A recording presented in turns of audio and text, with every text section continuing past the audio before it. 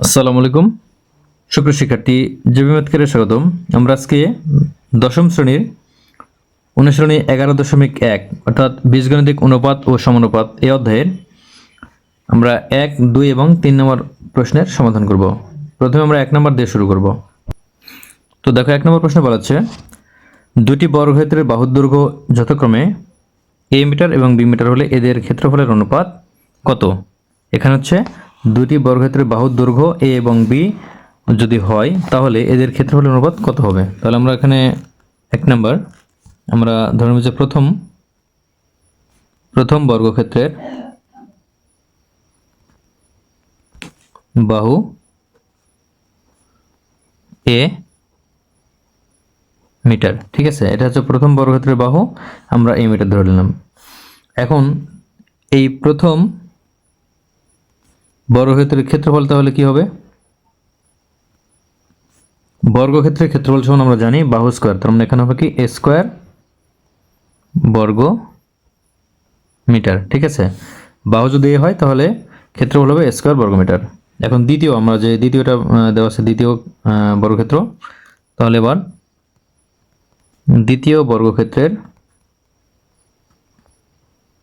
বাহু এটা আমরা ধরব b মিটার। তাহলে দ্বিতীয় বর্গক্ষেত্রের ক্ষেত্রফল কি হবে? তাহলে এটাও একইভাবে হবে কি b স্কয়ার অর্থাৎ বাহু স্কয়ার, তাহলে b স্কয়ার বর্গ মিটার। এখন আমাদের এখানে বলা আছে কি যে যদি দৈর্ঘ্য a এবং b হয় তাহলে এদের ক্ষেত্রফলের অনুপাত কি হবে? তাহলে আমরা দেখো দুইটা ক্ষেত্রফল এখানে পেয়েছি যে a স্কয়ার এবং b স্কয়ার। তাহলে আমরা এখন লিখব সুতরাং তাদের ক্ষেত্রফলের অনুপাত, তাদের বলতে যে দুইটি বর্গক্ষেত্র আছে দুটি বর্গক্ষেত্রের, তাহলে এটা কি হবে? একটা হচ্ছে a স্কয়ার অনুপাত b স্কয়ার, দুটি বর্গক্ষেত্রের বাহু। তাহলে এটা হচ্ছে আমাদের 1 নম্বর প্রশ্নের অ্যান্সার। এখন 2 নম্বর দেখো 2 নম্বর বলা আছে যে একটি বৃত্তক্ষেত্রের ক্ষেত্রফল একটি বর্গক্ষেত্রের ক্ষেত্রফলের সমান হলে এদের পরিসীমার অনুপাত নির্ণয় করো। তাহলে এখানে 2 নম্বর আমরা ধরে নেব বা মনে করি বর্গক্ষেত্রের বৃত্তক্ষেত্রের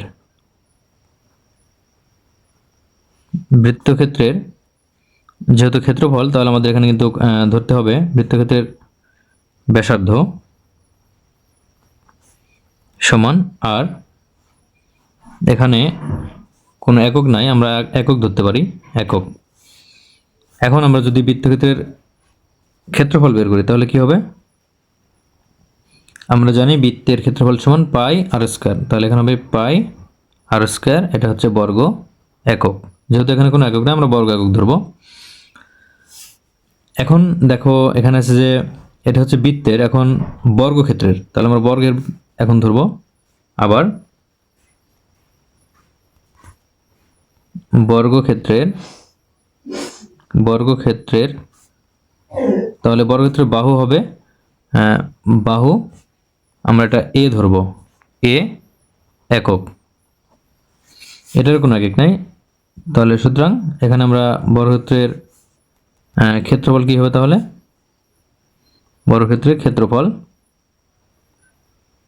সমান কি? বর্গের ক্ষেত্রফল সমান বাহু স্কয়ার, তার মানে এটা হচ্ছে a স্কয়ার বর্গ একক, ঠিক আছে। আমরা এখন কি করব যে এই দুইটি আমরা কি বলা আছে, এই দুইটির হচ্ছে ক্ষেত্রফল সমান বলা আছে, বর্গের ক্ষেত্রফল এবং বৃত্তের ক্ষেত্রফল সমান বলা আছে।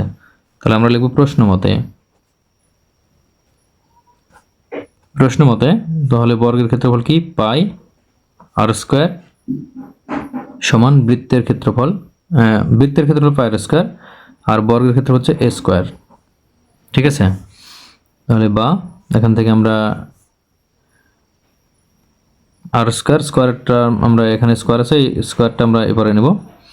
তাহলে এখানে আমরা a স্কয়ারটা নিচে ভাগ করে দেব, যেহেতু ডান পাশে গুণ আছে আমরা এখানে ভাগ করে দিলাম। এখানে দেখো পাই এখানে কিন্তু গুণ আছে, তাহলে ডান পাশে গেলে ভাগ হবে, তাহলে 1/পাই।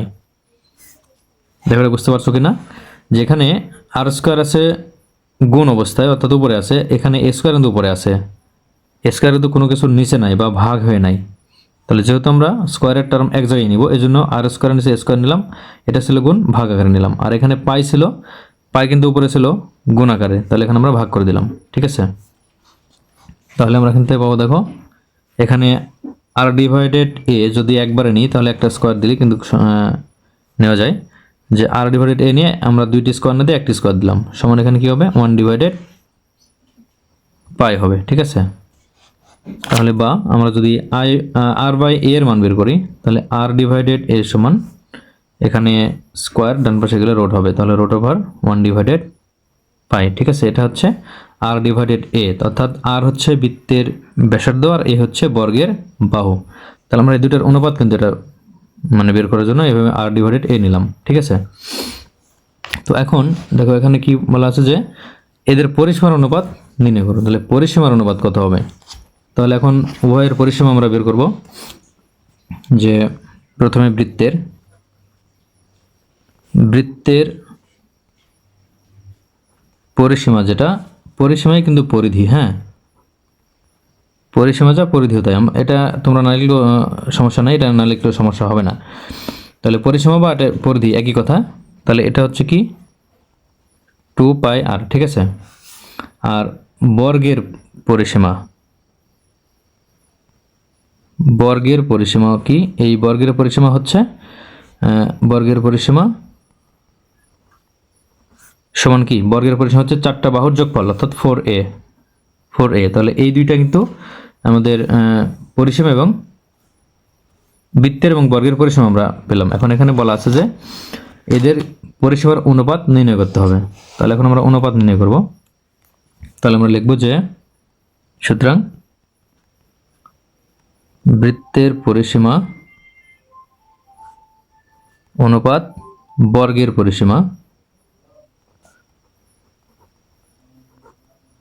সমান আমরা কি লিখব? বৃত্তের হচ্ছে 2 পাই আর, আর বর্গের বৃত্তের 2 পাই আর, আর বর্গের হচ্ছে 4a। ঠিক আছে, এখন আমরা এখান থেকে ক্যালকুলেশন করব। দেখো তাহলে এখানে অনুপাত বলতে 2 পাই আর ডিভাইডেড 4a। ঠিক আছে, তাহলে এখান থেকে আমরা যদি 2 এখান 2 দ্বারা 4 কে কাটি তাহলে এখানে 2 থাকে, তাহলে 2 হলো সমান এখানে আমরা দেখো এখানে পাই, এই যে আর ডিভাইডেড এ কিন্তু এখানে আছে, আর ডিভাইডেড এ আছে, আর এখানে থাকে পাই ডিভাইডেড 2। ঠিক আছে, তাহলে আমরা এখান থেকে লিখব যে আর ডিভাইডেড এ ইন্টু পাই ডিভাইডেড 2। এটা কিন্তু উপরে গুণ আছে পাই আর, তাহলে দেখো পাই আর গুণ থাকলো 2 এটাও কিন্তু গুণ আছে। ঠিক আছে, আমরা আলাদা করে নিলাম এই জন্যই যে আর ডিভাইডেড এ এর মান কিন্তু এখানে আছে, এই জন্য আমরা এটা আলাদা করে নিলাম। তাহলে আর ডিভাইডেড এ এর মান কি? আর ডিভাইডেড এর মান হচ্ছে রুট ওভার 1 ডিভাইডেড পাই। তাহলে এখানে আর এর মান আমরা বসাবো রুট ওভার 1 ডিভাইডেড পাই। এর সাথে এটা আমরা গুণ চিহ্ন দিতে পারি, তাহলে গুণ দিলে এখানে পাই আমরা যদি বিশ্লেষণ করি তাহলে আমরা লিখতে পারি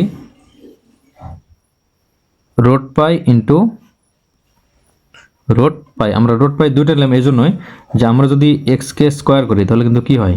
এক্স স্কোয়ার হয়, এক্স কে স্কোয়ার করলে এক্স স্কোয়ার হয়, কিন্তু এক্স স্কোয়ার যদি আমরা রুট করি তাহলে কি হয়? আবার এক্স চলে আসে। ঠিক আছে, তাহলে আমরা এখানে বুঝতে পারলাম যে একটা এক্স মানে কি দুইটা রুট এক্স। আমরা যদি দুইটা রুট এক্স আমরা গুণ করি রুট এক্স তাহলে কিন্তু রুট এক্স স্কোয়ার হয়, তাই না?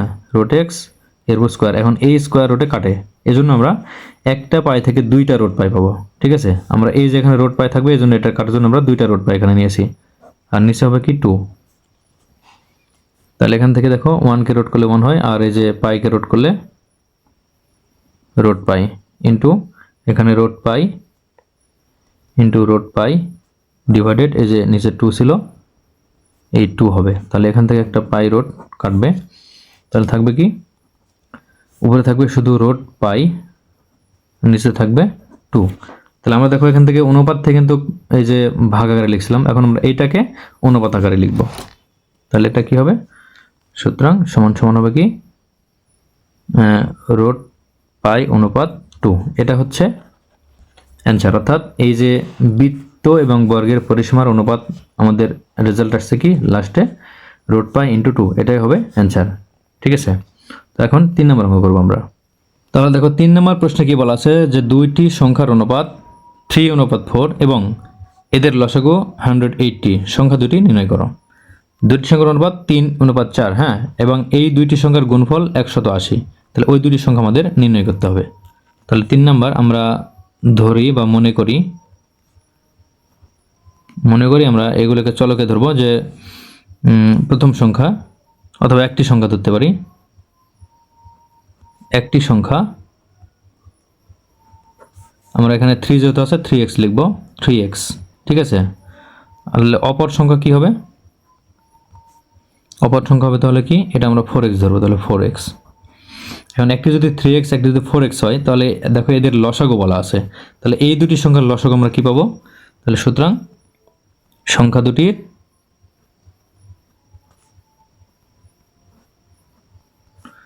লসাগু, তাহলে লসাগু কি হবে? 3 এবং 4 এর লসাগু কিন্তু এখানে কিন্তু দুটাই গুণ হবে, তাহলে 3 × 4 তাহলে 12 হবে। আর x এবং x এর লসাগু x, তাহলে 12x হচ্ছে এই দুটি সংখ্যার লসাগু, হ্যাঁ, এই দুটি সংখ্যার লসাগু হচ্ছে 12x। এখন দেখো এই যে লসাগু এখানে দেওয়া আছে যে এই দুটি সংখ্যার লসাগু 180, তাহলে আমরা এইটা সমান 180 লিখবো, ঠিক আছে। তাহলে আমরা লিখব কি, প্রশ্ন মতে আমরা যে মানটা ধরেছি সেখান থেকে আমরা যে চলকের মাধ্যমে যে লসাগু পেয়েছি এটা সমান আমরা এই লসাগুর সমান লিখব। তাহলে আমরা লিখব 12x সমান 180, ঠিক আছে। তাহলে বা এখানে x সমান কি হবে? 180, আর এখানে 12 আছে গুণ, ডান পাশে গেলে হবে এটা ভাগ। তাহলে এখানে আমরা যদি 180কে 12 দ্বারা ভাগ করি তাহলে এখানে আসবে কিন্তু 15 বা 15, ঠিক আছে। তাহলে বা এখান থেকে আমরা পেলাম যে x সমান কি 15। তাহলে আমরা x এর মান যেহেতু 15 পেয়েছি, এখানে দেখো অ্যান্সার কি চেয়েছে, সংখ্যা দুইটি নির্ণয় করো। কোন সংখ্যা?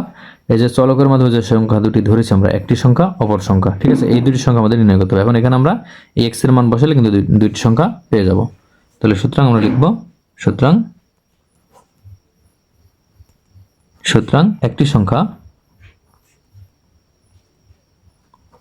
সংখ্যা কি, দেখো 3x, তাহলে 3x সমান 3 × x এর মান কত? 15, তাহলে কত হবে? 45। তাহলে একটি সংখ্যা পাওয়া গেল 45, ঠিক আছে। 3 আর x এর মান যেহেতু 15, তাহলে 15 বসালে আমরা পাবো 45। তাহলে এখন অপর সংখ্যা কি, এবং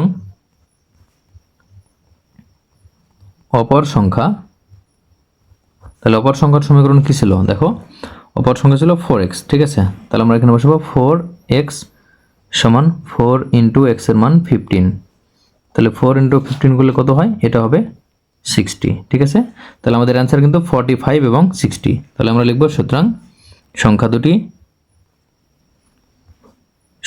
দুটি